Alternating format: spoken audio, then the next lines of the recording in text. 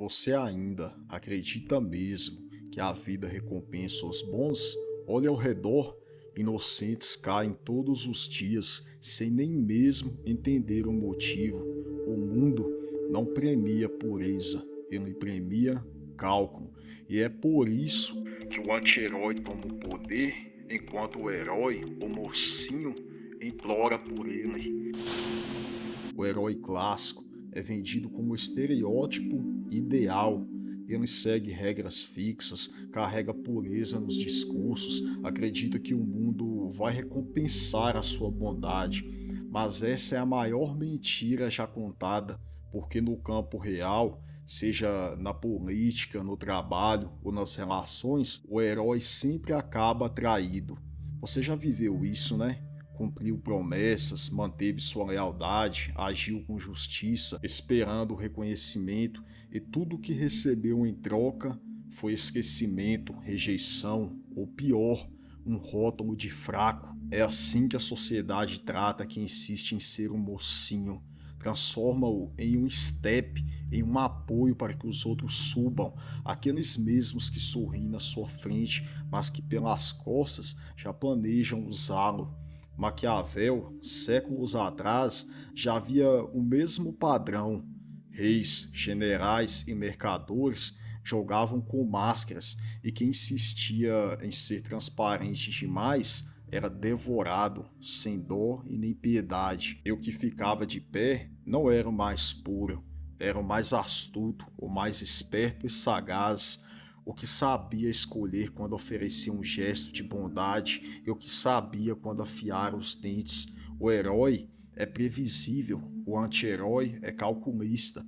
O herói se sacrifica por aplausos, enquanto o anti-herói cria em silêncio e constrói respeito.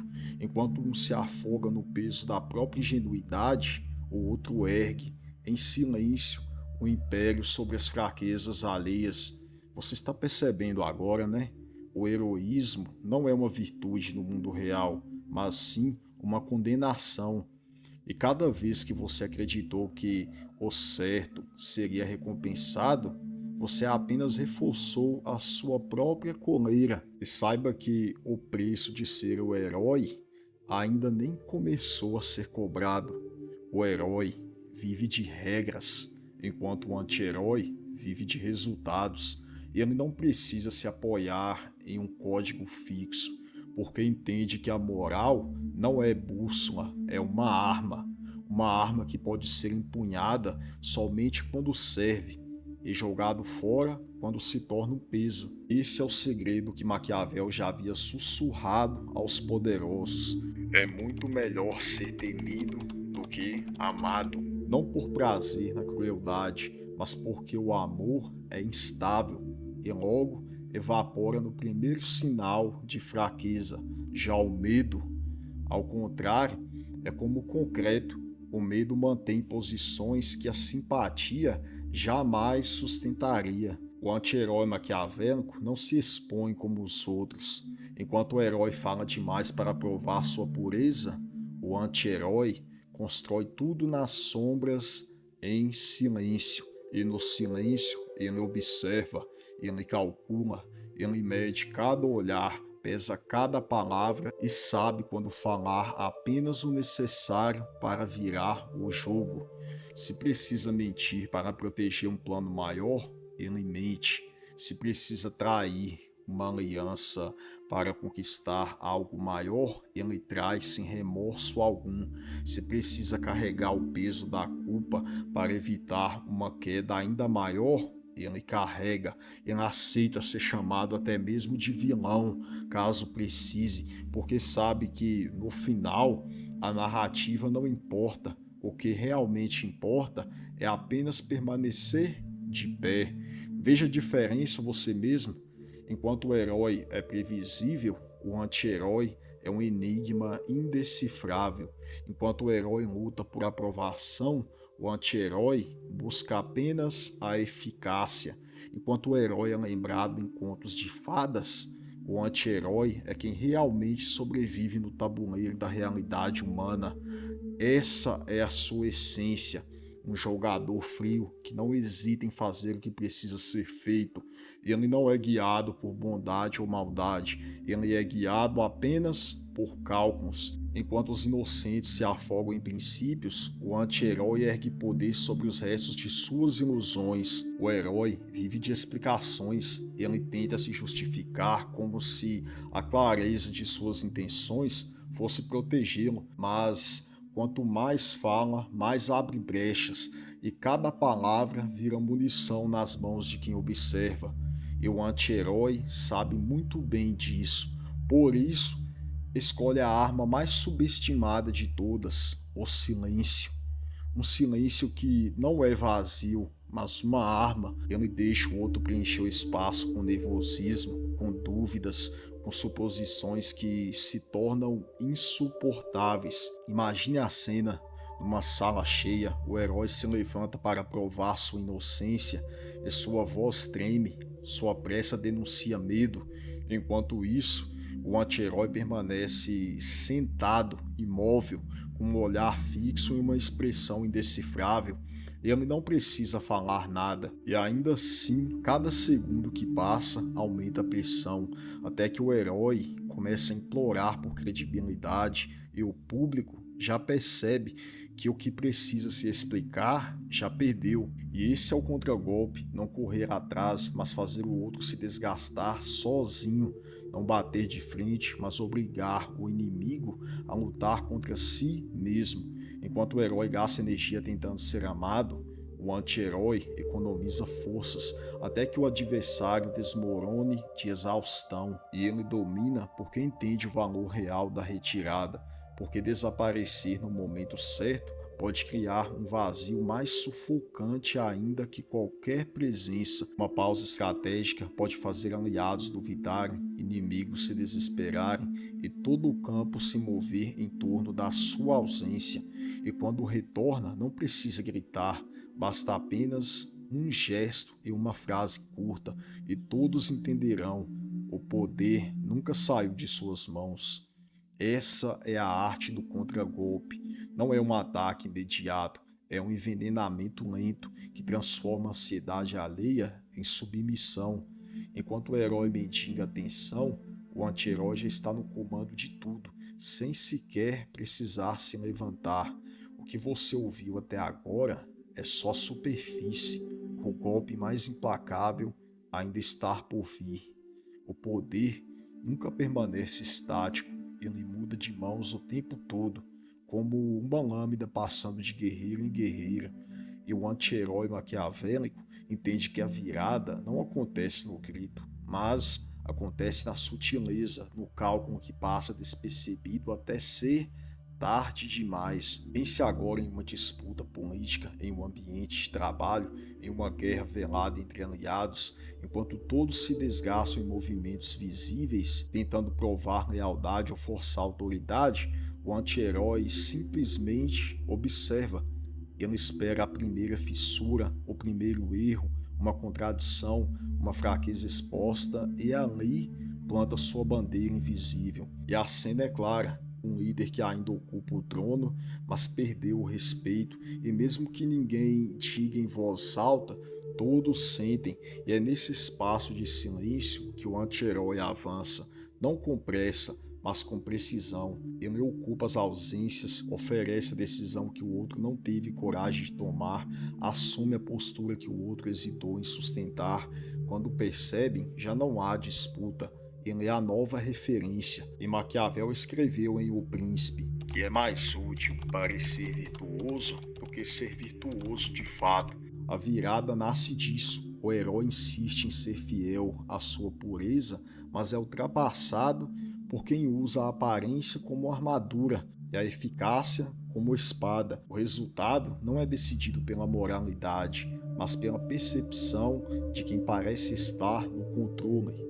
O anti-herói sabe virar o jogo, porque ele nunca luta pela glória do instante, ele luta pelo terreno que ficará depois da poeira. Ele não precisa vencer a batalha mais barulhenta, precisa apenas estar de pé quando os outros se consumirem. E a virada de chave acontece exatamente aqui, quando o herói ainda acredita ter o público em mãos, mas o público já mudou de lado, ou quando o inimigo ainda acredita controlar o tabuleiro, mas as peças já se movem em outra direção. O anti-herói não toma o poder à força, ele faz o poder escorrer para as suas mãos, como se fosse inevitável. Tomar poder é fácil, difícil é não deixá-lo escorrer pelas mãos. Quando o herói vence uma batalha, ele se embriaga com a glória. Ele fala demais, se abre demais, confunde vitória com permanência, e no silêncio das sombras, alguém já afia a lâmina para derrubá-lo. O anti-herói jamais se permite esse luxo. Ele sabe que todo trono é instável, por isso não ergue castelos de ouro, mas muralhas invisíveis. Ele controla o que mostra, regula o acesso, ele deixa que vejam apenas uma parte, apenas o suficiente para obedecerem, mas nunca o suficiente para decifrá-lo. Essa é a blindagem anti-heróica. Cada silêncio é cálculo, cada gesto é uma máscara, e até os aliados sentem a distância porque ele nunca entrega totalmente o centro. E é exatamente essa distância que os mantém na linha. O herói precisa sempre implorar por confiança, enquanto o anti-herói impõe respeito pelo enigma, e ele é lembrado não só pelo que diz, mas principalmente pelo que nega. E assim, enquanto os outros se perdem em excessos, ele se mantém intocável, impenetrável, como uma presença que sufoca, uma ausência que pressiona. Esse é o escudo invisível que separa os que sobem dos que desmoronam. O poder não é herança, mas uma conquista. E como toda conquista, um preço é cobrado. O anti-herói acredita em vitórias limpas, em finais sem sangue. Ele insiste em lutar como se a justiça fosse o suficiente para blindá-lo. E é por isso que ele cai, porque ele não suporta quando a realidade apresenta a conta. O anti-herói já entra no tabuleiro sabendo que cada escolha custará uma parte dele, que não existe avanço sem perda, que não existe permanência sem sacrifício. Maquiavel observava isso em seus príncipes. Os mais fortes não eram os que prometiam fidelidade absoluta, mas os que sabiam cair quando necessário. Os mais fortes nunca foram os que hesitavam diante do peso da decisão, mas os que carregavam o peso dela com frieza, mesmo que isso deixasse cicatrizes eternas. Imagine uma aliança que precisa ser quebrada antes que se transforme em corrente, um aliado que precisa ser descartado antes que vire uma ameaça, uma promessa rasgada para evitar a queda de um império. Tudo isso faz parte do preço, e o anti-herói paga sem tremer ou hesitar. Enquanto o herói teme a culpa, o anti-herói a veste como couraça. Cada erro calculado, cada silêncio pesado, cada sacrifício necessário se transforma em aço em volta da carne. Ele não foge da dor, ele a transforma em blindagem. E esse é o ponto que muitos quebram, mas o anti-herói permanece. Não porque ele é insensível, mas porque entende que o poder não recompensa inocentes, ele recompensa apenas os que suportam perder para continuar vencendo. E se você acredita que já venceu, saiba que é exatamente aí que perdeu. Olhe para si mesmo agora e não fuja, não tenha medo. O reflexo que encara você agora não é do herói que gostaria de ser, é do prisioneiro, do ingênuo que acreditou que agir certo o tempo todo nesse mundo bastava. Quantas vezes você já se dobrou acreditando que a sua lealdade seria recompensada? Quantas vezes carregou o peso de promessas esperando gratidão e o que recebeu em troca foi só silêncio e frieza, ou pior, desprezo? E se você assistiu até aqui, eu sei que você já viveu a cena em que você se sacrificou apenas para perceber que ninguém se lembrava do que você fez, que ninguém estava nem aí para isso. Já confiou demais, né? E logo foi usado. Já tentou se explicar e foi visto como um fraco. Já suportou humilhações que ainda ecoam na sua mente, e tudo isso porque acreditou na ilusão de que o herói vence no mundo real. O espelho não perdoa, meu caro.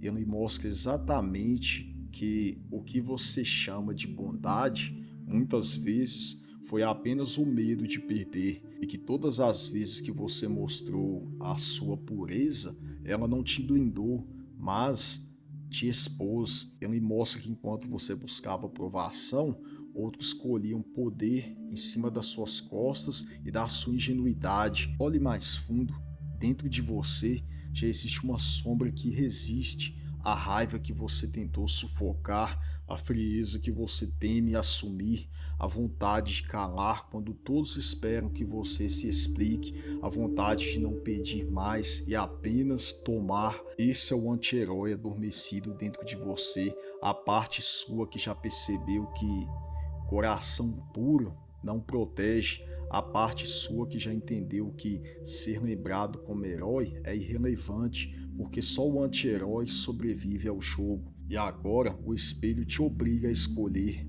Vai continuar mesmo se entregando ao papel do herói usado e descartável como um papel higiênico após a sua utilidade ter chegado ao fim, ou vai aceitar o peso de ser aquilo que realmente sobrevive na selva obscura do mundo real? Chega um ponto na vida em que não há mais desculpas e o patético do herói ainda continua a procurar justificativas para suas quedas e ainda acredita que foi derrotado porque o mundo foi injusto com ele. Ainda sonha que a sua pureza um dia será recompensada, mas o anti-herói maquiavélico não perde tempo com ilusões, ele é pragmático, ele sabe que a vida nunca foi justa e nunca será, e é justamente por isso que ele permanece sobrevivendo, não porque é o mais bom, mas porque é o mais frio e o mais disposto a carregar cicatrizes sem se dobrar. No final, não é a bondade que protege, é o cálculo. Não é a esperança que sustenta, é o silêncio que pressiona. Não é a pureza que abre caminhos, é a presença que impõe respeito. O herói vive a sua vida toda e morre tentando agradar. O anti-herói sobrevive porque não precisa agradar ninguém. Ele não implora lealdade, ele a exige. Ele não espera aprovação, ele cria temor. Ele não pede espaço, ele toma. E é por isso que, quando todos caem, ele ainda permanece de pé, cercado de inimigos talvez e marcado por perdas, mas intacto naquilo que mais importa: poder. Grave isso de uma vez por todas na sua mente. Respeito e poder não se pede, se toma. Comente agora: eu tomo o que é meu. Escreva isso não para mim, mas para você mesmo, porque quando você declara em voz alta, a ilusão do herói morre e a postura do anti-herói nasce. E se esse vídeo te cortou por dentro, o próximo afundará a lâmina mais ainda. Então assista também.